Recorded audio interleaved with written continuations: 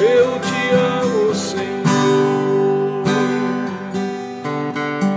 Tu és digno de honra e glória e louvor e de adoração. Eu te louvo, Senhor. Digno de honra e de adoração. Tu és o que era, o que é e o que há de vir. Jesus, eu adoro a ti, Senhor, na beleza da tua santidade, na beleza da tua santidade. Dependo de ti, dependo de ti. Confio em ti, Senhor. Confio em ti, Senhor. Eu te adorarei, porque tu mereces toda honra e glória e louvor, adoração. Seja exaltado, Senhor. Maravilhoso tu és, maravilhoso tu és, Senhor. Eu te adoro, maravilhoso tu és. Obrigado, Senhor, eu te exalto. Oh, obrigado, Senhor, pela tua unção, pela tua graça, pelo teu favor.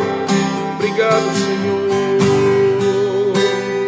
Maravilhoso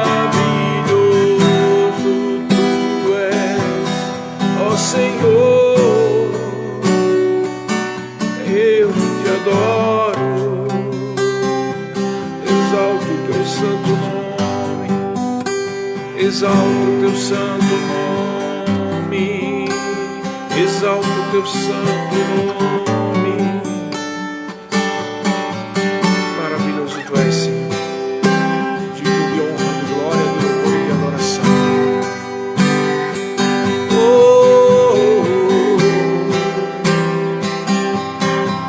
Caiam por terra todo e qualquer inimigo de Deus, e seja estabelecida a casa do Senhor. Aleluia, em nome de Jesus. Maravilhoso tu és. Oh, aleluia, eu te adoro, Senhor. Eu te adoro, Senhor. Maravilhoso tu és. Maravilhoso tu és, meu Jesus. Rei dos reis e Senhor dos senhores, o Alfa e o Ômega, o princípio e o fim. Obrigado, Espírito Santo de Deus, pela tua unção, oh, direção. Aleluia, aleluia, aleluia, aleluia. Amém, amém, amém. Aleluia, glória a Deus. Amém, irmãos. Glória a Deus. Estamos aqui com mais um Salmo da Fé. E eu quero, antes de começar qualquer leitura, declarar sobre a sua vida a bênção, a provisão de Deus, a graça sempre abundante sobre a sua vida, e que a palavra de Deus venha a despedaçar julgos e revelar a perfeita vontade de Deus na sua vida. Amém? Porque a palavra de Deus é poderosa, ela é viva e ela é eficaz, ela é mais cortante do que qualquer espada de 2 gumes, ela divide juntas e medulas, ela separa o que é alma do que é espírito, né? E ela expõe a verdade de Deus. Esta é a nossa palavra de Deus, a nossa querida palavra, que é, na verdade, o rugido do leão da tribo de Judá e a luz que vem do Senhor, não é verdade? é o próprio Senhor Jesus Cristo. O Senhor Jesus, Ele é o leão da tribo de Judá e Ele é a luz das nossas vidas. Amém, queridos? A expressão exata de Jesus na nossa vida é a palavra de Deus. E se você quer saber qual é a vontade do Senhor, viva a sua vida de acordo com a palavra de Deus. A única, perfeita, indissolúvel, suficiente, íntegra palavra de Deus. Então vamos ler a palavra de Deus. Hoje nós vamos ler o Salmo 69. Salmo 69. Salmo 69, que é também um salmo profético. Ele tem algumas revelações da pessoa do Senhor Jesus Cristo aqui. Então diz assim, Salmo 69, a partir do versículo 1.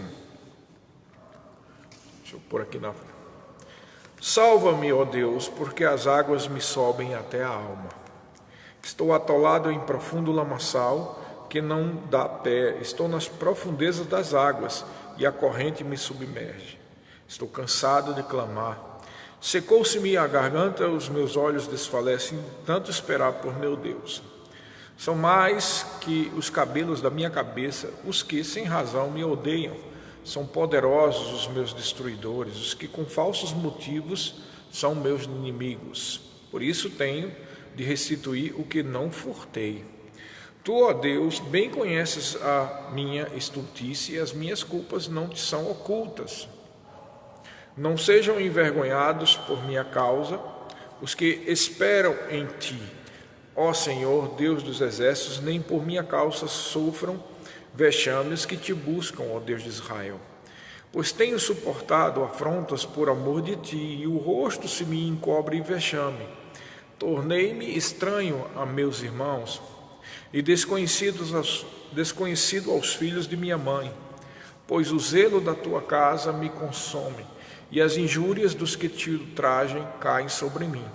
Chorei em jejum, está a minha alma, e isto mesmo se me tornou em afrontas. Eu pus um pano de saco por veste e me tornei objeto de escárnio para eles. Tagarelam sobre mim os que à porta se assentam, e sou motivo para cantigas de beberrões. Quanto a mim, porém, Senhor, faço a ti em tempo favorável a minha oração. Responde-me, ó Deus, pela riqueza da tua graça, pela tua fidelidade em socorrer. Livra-me do tremendal para que não me afunde. Seja eu salvo dos que me odeiam e das profundezas das águas. Não me arraste a corrente das águas, nem me trague a voragem, nem se feche sobre mim a boca dos poços. Responde-me, Senhor, pois compassiva é a tua graça. Volta-te para mim segundo a riqueza das tuas misericórdias. Não esconda o rosto ao teu servo, pois estou atribulado. Responde-me depressa. Aproxima-te de minha alma e redime-a. Resgata-me por causa dos meus inimigos.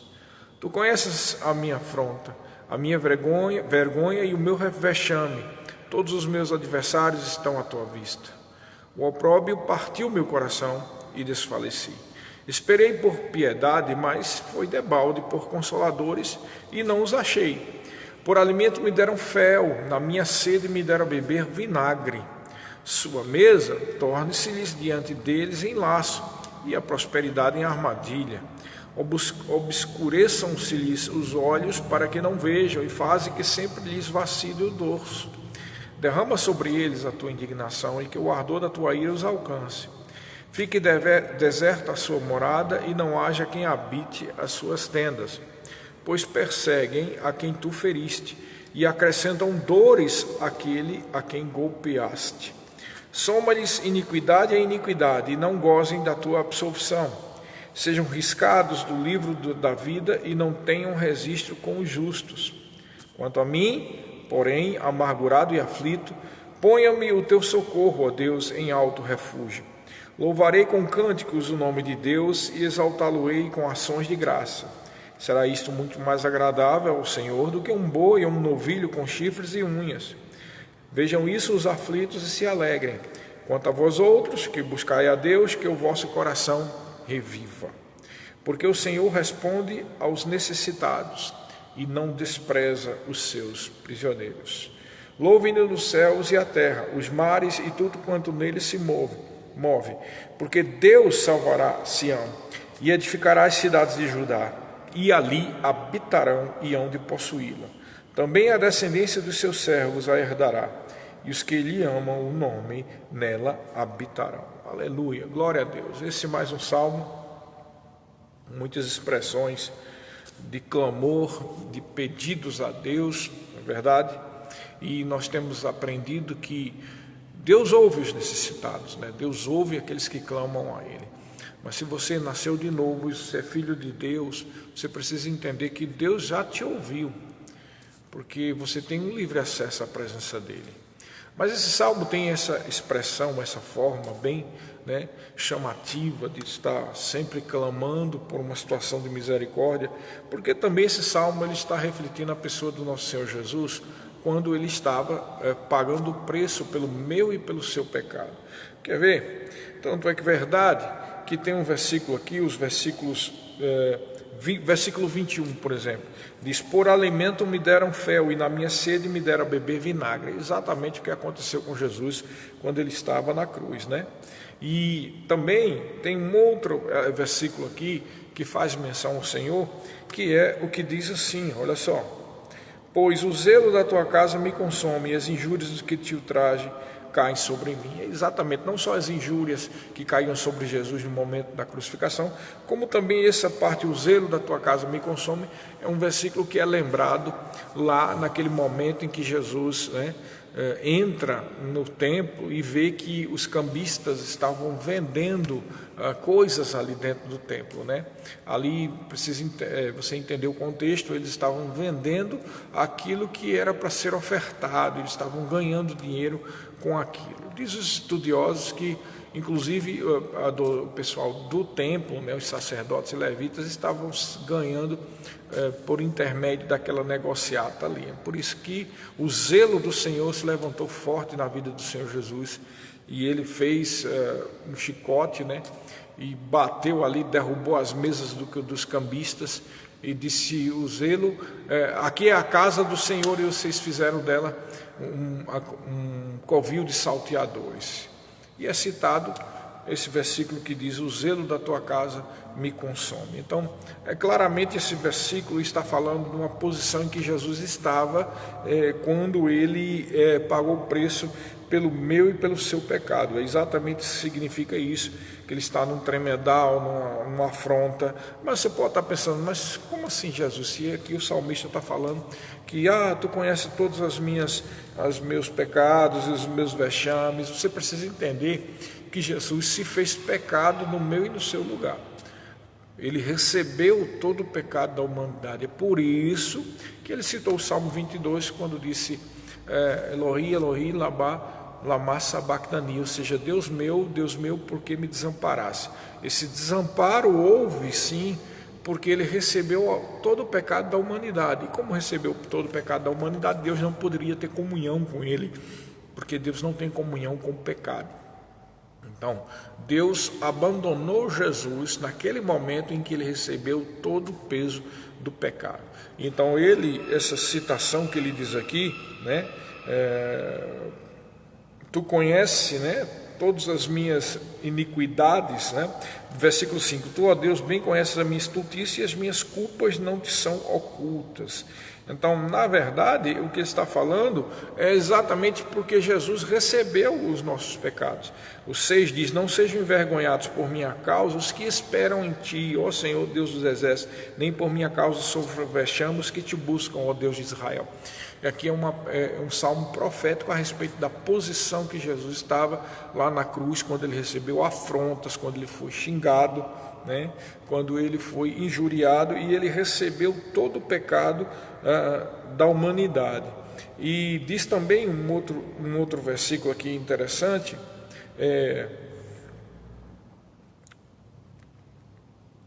quando ele diz assim, que acrescentaram, presta atenção, o versículo, só um momento, eu encontrar aqui.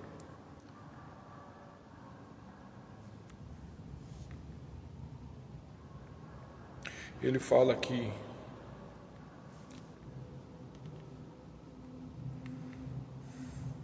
aqui, 26, finalmente encontrei. O 26 diz assim: pois perseguem a quem tu feriste e acrescentam dores àquele a quem golpeaste. A Bíblia diz lá em Isaías que Deus feriu, moeu Jesus em nosso lugar, porque precisava alguém receber todo o preço, todo o pecado, e só poderia ser realmente Jesus, porque a única pessoa tinha que ser um ser humano, não podia ser um animal, tinha que ser um ser humano, e um ser humano que não tinha pecado, porque dessa forma ele é o Cordeiro de Deus que tira o pecado do mundo. Então precisava ser o Senhor Jesus. Foi para esse motivo que ele veio, Ele mesmo disse: ninguém tira a minha vida, eu espontaneamente a dou, porque foi para isso que eu vim. Até mesmo quando ele estava sofrendo toda aquela pressão psicológica e espiritual no jardim do Getsemane, que Getsemane significa prensa do azeite. E ali, quando ele disse: Pai, se for possível, passa de mim este cálice. Que cálice é esse? O cálice que ele sabia que tinha que sorver, que era o cálice de pagar o preço para a libertação minha e sua, para se tornar pecado, ele receber todo o pecado. E quando ele recebeu todo o pecado, ele recebeu todas as enfermidades e tudo aquilo que é o preço do pecado, toda a angústia e tudo mais. Era um preço muito alto, que somente o Cordeiro de Deus, que não tinha pecado, que poderia pagá-lo. Então, depois que ele diz: Pai, se for possível, passa de mim esse cálice, ele disse: todavia não se faça a minha vontade, a vontade da minha carne, mas a tua vontade seja feita. E assim que ele foi e assumiu o meu e o seu lugar, recebeu toda a carga de pecado, e é por isso que Deus o rejeitou naquele momento, porque ele se tornou o pecado de toda a humanidade. Por isso que ele diz: Deus meu, por que me desamparaste? Então esse salmo, ele é profético, ele representa ele é uma tipologia, uma profecia, melhor dizendo, daquilo que ia acontecer com o Senhor Jesus no momento da sua crucificação, da sua paixão, como se diz, Mas aí ele diz no final, 29, quanto a mim, porém, amargurado e aflito, ponha-me o teu socorro, ó Deus, em alto refúgio. E mesmo diante de tudo isso, o salmista, pelo Espírito, diz o seguinte: louvarei com cânticos o nome de Deus e exaltá-lo-ei com ações de graça. Será isto mais agradável ao Senhor do que um boi ou um novilho com chifres e unhas. Mais uma vez aqui, uma atitude de louvor e adoração, que nós já falamos aqui, é uma expressão de fé, assim como ações de graças, Ele diz que vai exaltar ao Senhor com ações de graça. Então, é assim que nós devemos agir. Falamos aqui já várias vezes sobre Filipenses capítulo 4, quando nós colocamos diante de Deus os nossos pedidos, as nossas orações, com rogos, com súplicas. A Bíblia diz lá em Filipenses que nós devemos oferecer ações de graça, ou melhor, uma oração de ação de graça. E essa oração é já crendo que já recebeu, como disse o Senhor Jesus lá em Marcos 11, no versículo 24, se eu não me engano, quando ele diz que quando você orar, você deve orar crendo que já recebeu. Amém, queridos? Então, ações de graça e louvor e adoração a Deus é uma expressão de fé. Na verdade, o verdadeiro louvor e a verdadeira adoração é uma atitude de fé. Não é cantar uma música, irmãos, é uma atitude de fé, é algo que é expresso no coração. A Bíblia diz lá em 1 João que ofereceis sempre sacrifícios de louvor, que é o fruto dos lábios de quem confessa a Jesus. A pessoa que realmente confessa a Jesus, como fruto, como resultado, que sai da boca daquela pessoa, é sacrifício de louvor. É interessante a palavra sacrifício, porque todo sacrifício, ele tem um preço, tá, pessoal? Todo sacrifício tem um preço. Mas Jesus já não pagou todos os sacrifícios? Pagou pelo nosso pecado, mas você precisa agir conforme o novo nascimento. Então, o fruto dos lábios de quem confessa a Jesus é sacrifício de louvor. Que sacrifício é esse? O sacrifício da tua carne, Algumas pessoas dizem que nós não temos que fazer sacrifício nenhum, mas quando você põe a carne de lado e anda no Espírito, você está sacrificando a sua carne. Amém?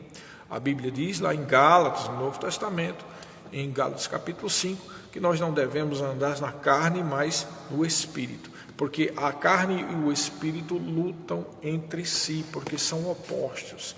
Quem anda operando na obra da carne, essa pessoa não está agradando a Deus. Quem anda no fruto do Espírito, esta pessoa agrada a Deus. Em Romanos capítulo 8 diz que o pendor, ou a inclinação para a carne, gera morte, mas a inclinação para o Espírito, vida e paz. Mas diz também que nós não somos da carne, nós somos do Espírito. Então precisamos dar fruto de justiça, andar da forma correta, né?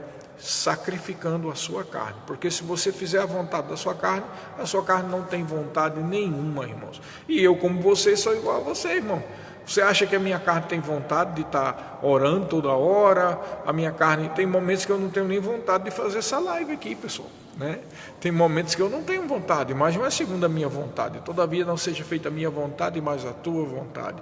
E essa atitude de crucificar a carne, de mortificar a carne, de sacrificar a carne, que opera o melhor de Deus na nossa vida. Então precisa ter muito cuidado, porque você não precisa fazer nada para agradar a Deus que não seja fé, não é verdade? Fé, o que agrada a Deus é fé.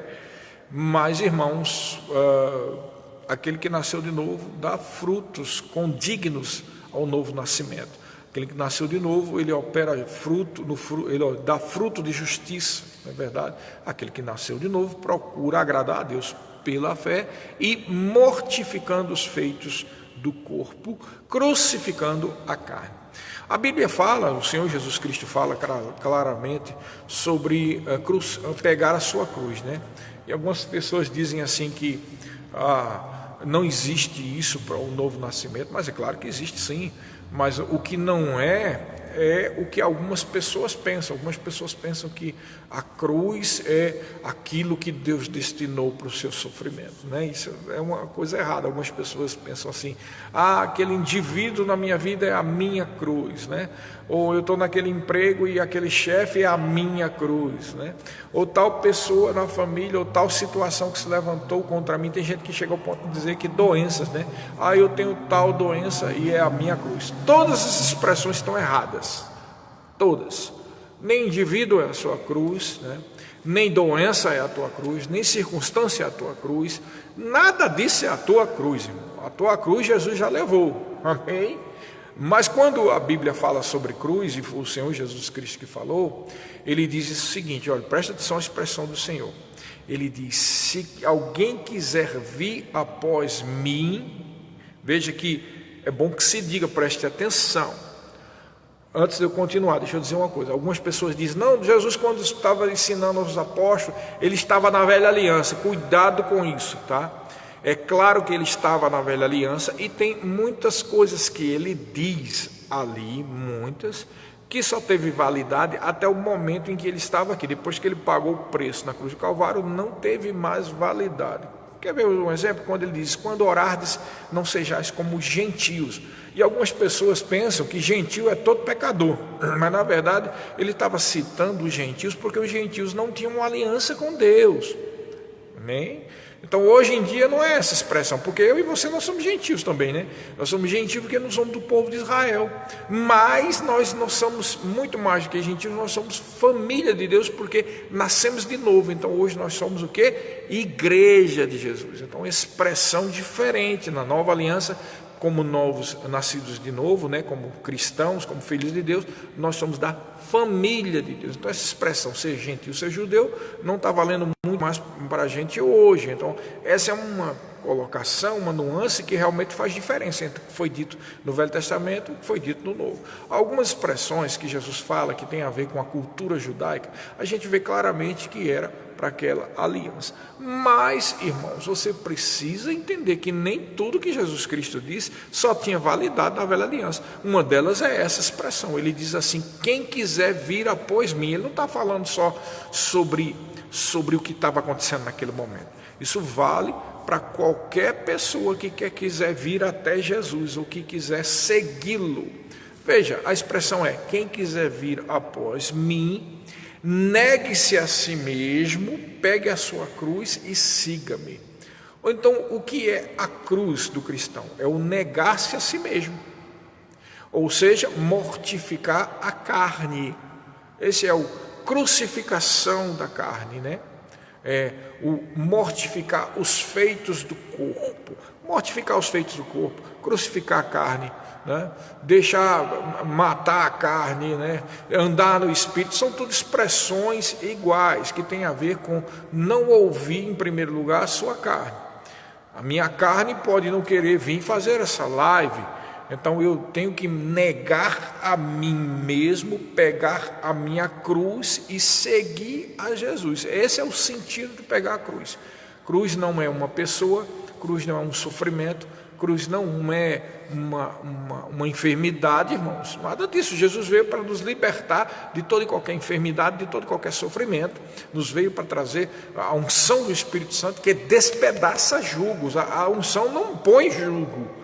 Não, a unção está pondo uma cruz na sua vida. Isso não existe. A unção, ela despedaça julgos. Amém? Ela despedaça julgos. Então, ninguém pode botar um jugo sobre a sua vida. Tem que entender isso. O ato de mortificar a carne é totalmente, unicamente, exclusivamente seu. Só seu. Ninguém pode exigir de você uma mortificação de uma carne, que quando é uma coisa tão pessoal entre você e Deus. Não é verdade? Então, por exemplo, eu sei quando eu estou dando lugar à minha carne ou quando eu estou dando lugar ao Espírito, mas você não sabe, porque é uma coisa pessoal. Então, ninguém pode colocar um jugo sobre a vida das pessoas. Ninguém tem autorização dada por Jesus para isso. Amém? Cada um tem que negar a si mesmo, pegar a sua cruz e seguir ao Senhor. Então, o que é a cruz do crente? Existe uma cruz, mas qual é a cruz? Mortificar a carne. Então, Paulo deixa claro, né, que nós já somos ungidos, nós somos abençoados, mas que precisamos ter cuidado para não deixar a vontade da nossa carne prevalecer. Amém? Porque tem pessoas também que dizem que estão no Espírito, mas estão querendo fazer só a opinião da sua própria carne. Tem que ter muito cuidado com isso. Precisamos aprender a ser guiado pelo Espírito, a andar no Espírito. Amém? Porque não é assim, porque eu estou no Espírito, então o que der na minha cabeça, eu estou no Espírito, né? Então eu teimei de comprar um carro ali que eu não tenho condição de pagar, e eu digo, não, eu estou no Espírito, eu não estou na carne, então o que eu faço, eu uso a fé e vou ter esse carro. Não é assim, irmão, claro que não é assim. É por isso que muitos entram em dívidas, em problemas seríssimos, porque querem usar a fé naquilo que Deus não está guiando para fazer. Então precisamos ser guiados pelo Espírito. Amém, queridos? A Bíblia diz, no texto que fala sobre a inclinação da carne e inclinação do Espírito, lá em Romanos capítulo 8, versículo 14, que os que são guiados pelo Espírito, estes são filhos de Deus, tá? Guiado pelo Espírito. É pelo Espírito que tem que ser guiado, não é por sonho, nem por revelação de outra pessoa, nem por profecia, é pelo seu Espírito, o Espírito de Deus guiando você. O Espírito de Deus guia você. Amém? Então, existe uma coisa chamada testemunho interior, que é quando o Espírito dá inclinação. Você vai fazer algo e percebe um sinal vermelho, percebe uma angústia. Não, eu não estou percebendo vontade de fazer isso. É o Espírito do Senhor te dando a direção. O Espírito está sendo tocado pelo Espírito do Senhor para dizer, não faça isso, não faça, porque você vai dar mal. Ou você pode fazer algo e Deus claramente inclinar você para fazer. Vem do seu coração. Tenha muito cuidado, porque tem pessoas que põem coisas na cabeça e dizem que é Deus que está mandando, né? Cuidado com isso, cuidado com isso, cuidado com isso, cuidado com isso. Muita gente já vem sofrendo nas igrejas, no corpo de Cristo, por causa dessa coisa. Não, eu faço isso porque é a vontade de Deus. Mas como vontade de Deus? Você tem que perceber claramente que é a vontade de Deus. E cada pessoa que dá conta se é a vontade de Deus ou não. Cada pessoa que dá conta. Não é o outro que dá conta na minha vida, sou eu que dou conta diante de Deus. Então, por isso que precisamos o quê? Ter uma vida de sensibilidade espiritual. Orando em línguas, meditando na palavra, para ser sensível às direções do Espírito de Deus. Ok, pessoal? E outra coisa que você tem que lembrar, que na nova aliança nós não somos guiados por profetas, não. e nem por sonhos, tá? Nem sonhos, nem profeta, nem coisas assim. A Bíblia diz claramente que se alguém tem um sonho, diga que teve um sonho. Amém? E se um profeta diz, o Senhor está me revelando que você deve fazer aquilo, não guarde, bota na prateleira, não rejeite totalmente, põe na prateleira. Mas o Senhor tem que falar no seu coração, tá? Porque o profeta não guia ninguém na nova aliança. Muitas pessoas confundem o ministério do profeta da velha aliança, aquele profeta que tinha uma inclinação nacional para dar direções ao povo de Israel, ao rei, ao sacerdote, à liderança que estava em Israel, e aí querem fazer do mesmo jeito na nova aliança. O profeta na nova aliança, ele só vai testificar algo que você já tem no seu coração. Isso é muito importante, tá, pessoal? É muito importante, porque muitas pessoas se casaram errado, né? Agora já casou, já não é mais errado, porque Deus abençoou. Mas tomaram decisões sérias como casamento, comprar coisas, vender coisas, simplesmente porque um profeta disse, uma profetisa disse. É um perigo tremendo, tá? A Bíblia diz que nós não devemos desprezar as profecias, mas devemos reter o que é bom. Então, profetas na nova aliança existem, são de Deus, tá? Mas precisamos entender que para você receber com a devida maturidade, o devido assim, sensibilidade, discernimento, duas coisas você tem que estar muito firmada no seu coração. A primeira é uma vida de sensibilidade espiritual para discernir todas as coisas. A segunda é uma vida na palavra, uma vida conhecendo quem você é, o que você pode, o que você tem em Cristo Jesus, o que são as promessas de Deus. Por isso que é tão importante estar meditando na palavra, porque essa dupla, a palavra e o Espírito, vão dar subsídios e ferramentas para você discernir o tempo, o modo, como entrar, como sair, o que é de Deus, o que é que não é de Deus, se aquela pessoa está sendo usada por Deus, se não está, amém, irmão? Se alguém não está sendo usado por Deus e está só movimentando as águas para tentar manipular você, não receba como sendo da parte de Deus. Com certeza isso é do demônio. Então, do diabo, melhor dizendo, porque Deus não age assim, Deus age através do seu Espírito no coração das pessoas, amém? Então Deus vai tratar com você através da palavra, Deus vai tratar com você através da direção no seu Espírito, e você vai ter uma coisa chamada testemunho interior, para testificar se algo é da vontade de Deus ou não, e esse algo tem que estar de acordo com a palavra do Senhor. Isso é muito importante e evita muitos problemas na vida das pessoas. Amém, queridos? Muitas pessoas têm sofrem, e até alguns aqui que não querem nem ir mais para a igreja por causa dessas coisas, né? A falta de equilíbrio. A Bíblia diz, o Senhor Jesus Cristo diz, errais, não conhecendo as Escrituras e nem o poder de Deus. Não é só o poder, mas também as Escrituras. Não é só a Escritura, mas também o poder. Amém? Escrituras e poder. Escrituras e poder. A palavra e o Espírito. As duas asas da águia, ok? A palavra e o Espírito. Há realmente alguns lugares onde as pessoas só dão prioridade ao poder de Deus. E há lugares onde as pessoas só dão prioridade só à palavra. Há lugares que é só a palavra, e não só a palavra, porque a palavra por si só já traria a realidade da necessidade do mover do Espírito. Mas é uma palavra deturpada, né? Geralmente movida por escolas teológicas diversas, e aí essas igrejas são muito frias, são muito, né? Eles tendem a dizer que tais friezas na verdade é equilíbrio, é controle das emoções, e isso nada mais longe da verdade. Isso é incredulidade, na verdade, né? E existe também aqueles outros povos, aquelas outras pessoas, grupos, em que são prioridades só para poder, só para mover do Espírito. Também é tão perigoso como o outro, porque se você tiver mover e vai soltando aquilo, né?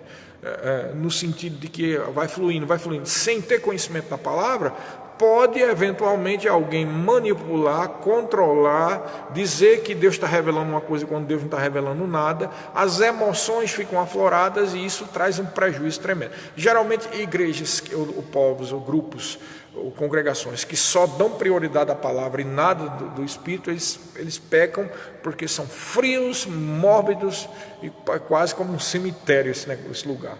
E já o outro extremo pecam por desequilíbrios e manipulações e muitos problemas e fofoca. Então tem de um lado a consequência de só palavra sem o Espírito pode ser uma frieza e uma morbidez espiritual. Do outro lado, a consequência de só mover sem palavra é falta de conhecimento da palavra, falta de conhecimento da vontade de Deus, desequilíbrio emocional, desequilíbrio social, porque pessoas tentam manipular uns aos outros, há problemas, há racha. Então, todos dois estão errados. Quando nós estamos equilibrados, irmãos, com a palavra de Deus na sua plenitude, na sua integridade, crendo em tudo que está lá, você vai ver que dentro da palavra vai estar também a realidade do mover do Espírito. Paulo deixa claro lá em Coríntios capítulo 14, né, sobre os dons, né, o mover do Espírito, sobre línguas, né, até um absurdo dizer que línguas não é mais para a época de hoje. Aqui lá está dizendo claramente sobre as línguas estranhas, não está falando sobre português, inglês,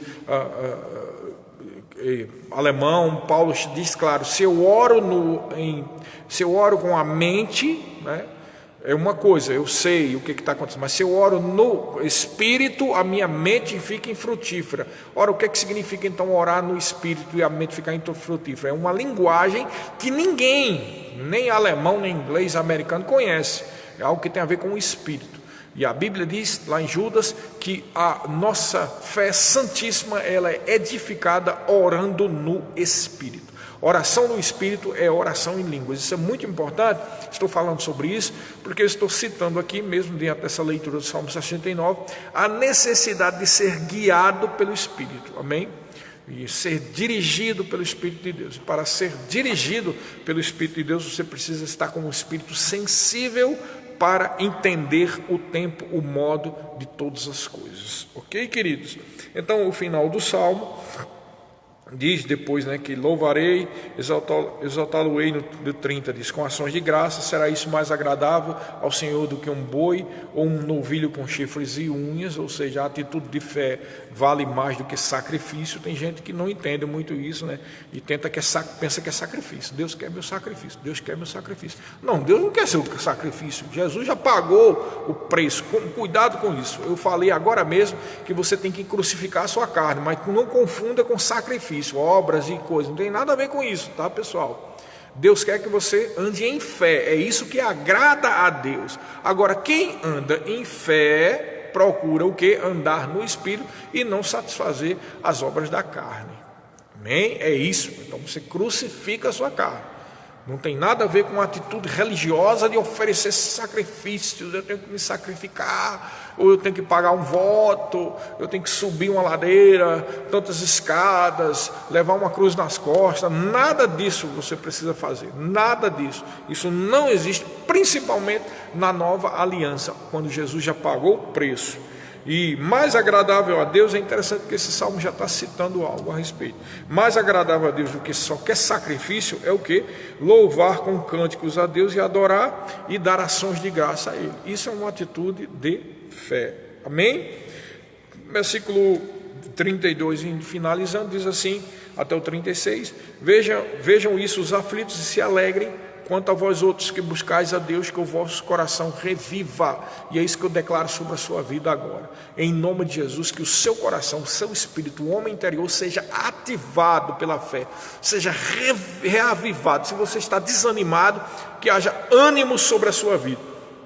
Se você está desanimado, decepcionado, esqueça isso, perdoe a quem fez alguma coisa contra você, né? Reanime o seu coração, porque no seu coração está a própria vida de Deus. É ali que Ele habita, é ali que habita a fé, é ali que habita o Espírito de Deus. No seu coração há a própria vida de Deus.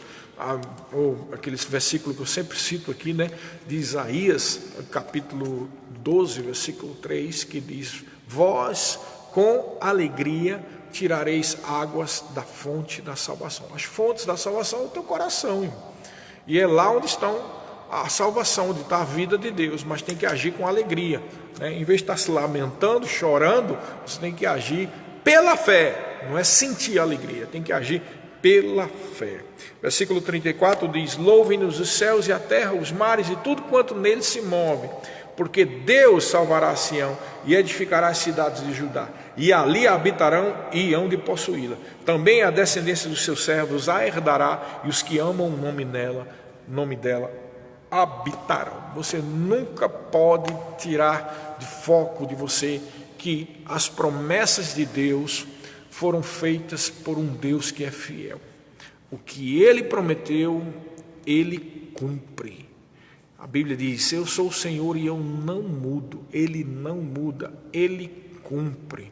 Mas pastor, e por que às vezes é difícil? Você que está vendo difícil, você precisa ver com os olhos da palavra, com os olhos da fé. E os olhos da fé não vê dificuldade. Toda dificuldade que se levanta, na verdade, é uma oportunidade para um grande milagre de Deus. Toda dificuldade que se levanta é uma oportunidade para o agir do Senhor. Toda dificuldade que se levanta é uma oportunidade para você andar em fé, e a sua fé vai trazer em manifestação as promessas de Deus. Lá em Hebreus capítulo 10 diz que é pela perseverança que alcançamos a promessa. Pela perseverança que alcançamos. Pela perseverança. Eu vou até ler isso aqui, né? Ainda temos um tempinho aí. Veja só, Hebreus capítulo 10 diz o seguinte. Vou abrir aqui, já que temos um tempo extra aí. Hebreus capítulo 10 diz assim, olha só como diz: versículo 35, não abandoneis, portanto, a vossa confiança, ela tem grande galardão. Com efeito, tendes necessidade de perseverança, para que, havendo feita a vontade de Deus, alcanceis a promessa. Porque ainda dentro de pouco tempo aquele que vem virá, e não tardará. Oh, aleluia! Todavia o meu justo viverá pela fé, e se retroceder, nele não se compraz a minha alma. Nós, porém, não somos dos que retrocedem para a perdição, somos, entretanto, da fé para a conservação da alma.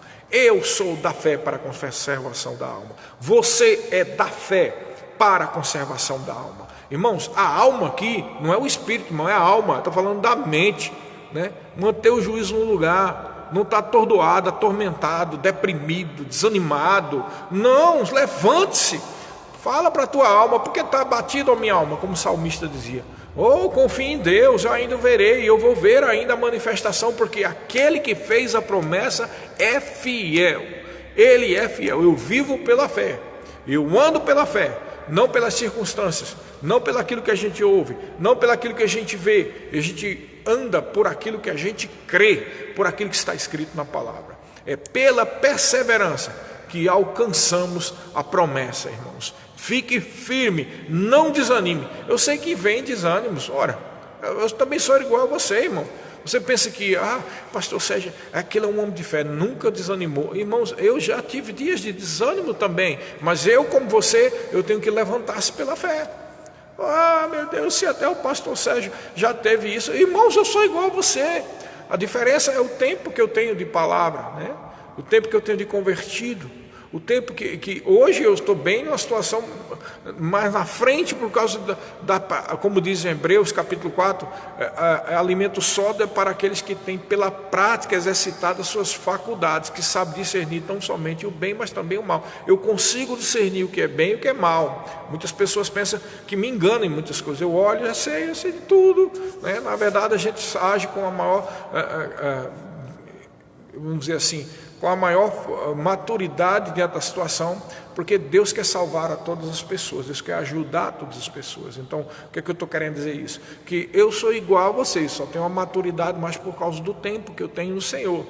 Mas igual a você tem dias de desânimo, igual a você tem notícias que a gente ouve que quer fazer a gente desistir, mas eu não dou lugar a isso. Eu ouço a palavra, eu medito na palavra e declaro e fico firme, e aí as coisas começam a mudar, assim como você. Então, da mesma forma que funciona comigo, funciona para você. Amém, queridos? Não desanime, levanta a sua cabeça, fique firme, porque é pela perseverança que você alcança a promessa, tá? É pela perseverança que você alcança a promessa. Perseverança em quê? Nas promessas de Deus, naquilo que está escrito. naquilo que ele prometeu. Algumas pessoas pensam assim: esse negócio é uma ilusão, porque Deus prometeu a João, Deus prometeu a Pedro, Deus prometeu a Israel, Deus prometeu a Davi, mas quem é que garante que Deus está prometendo a mim? Se você é filho de Deus, Ele está prometendo a você, porque a palavra foi feita e foi dada não só a Davi, a Salomão, a Abraão e a Pedro e a João, ele foi dada a todos aqueles que creem. A palavra é o próprio Senhor e foi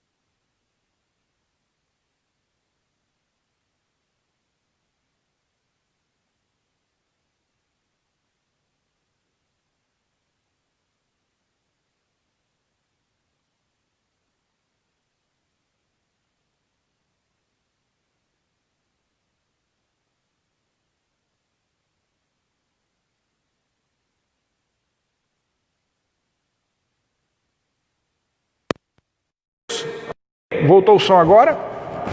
Aleluia, voltou o som? Amém? Glória a Deus.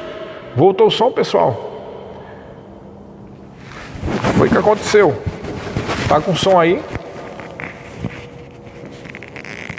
Aleluia. Amém. Voltou? Glória a Deus. Então ele morreu a nossa morte para que nós vivamos a própria vida dele. Ele se fez pecado no nosso lugar para que você não seja pecador. Você não é pecador, amém, irmãos?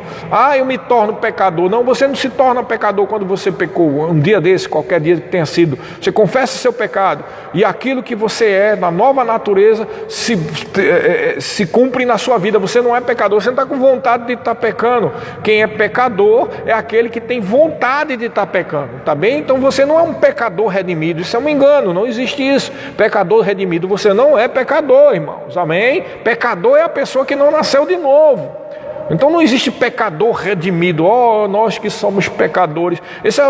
Por si só essa expressão, além de contraditória, ela reativa na mente da gente uma fragilidade de que o que se pode fazer, né? A carne é fraca e eu não consigo, porque eu sou um pecador redimido. Isso é uma tolice, irmão. Isso é uma coisa que é contrária à revelação do Novo Testamento. Isso desculpa, mas é quase irritante isso aí. Eu não estou na carne, mas é porque eu estou com o zelo do Senhor, porque é uma coisa que tem prejudicado a vida de milhões de pessoas. Essa história de dizer que você é um pecador redimido, irmãos, a gente não deve viver segundo esse ponto de vista, que você é um pecador redimido. Você não é pecador redimido, você é filho de Deus, nascido. Como é que um pecador redimido é justiça de Deus? Veja a contradição.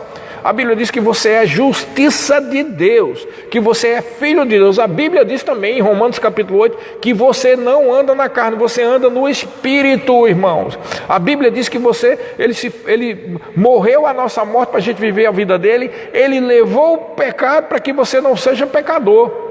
Amém, queridos? Então não aceita isso de que você é pecador redimido. Isso é tolice, isso não existe. Isso não tem essa expressão na Bíblia, muito pelo contrário. Todo o ensino neotestamentário deixa claro que Jesus pagou o preço para que você não seja pecador. Se você fosse pecador redimido, você não ia nem para o céu. Não era, mas não é redimido, então não é pecador. Amém? A Bíblia também deixa claro isso lá em Tiago. Eu sempre digo a lição de casa: estuda Tiago capítulo 1. Tiago capítulo 1, ali deixa claro que tentação e provação, que é a mesma palavra no original, que é perasmos, tudo isso aí vem do diabo, irmãos.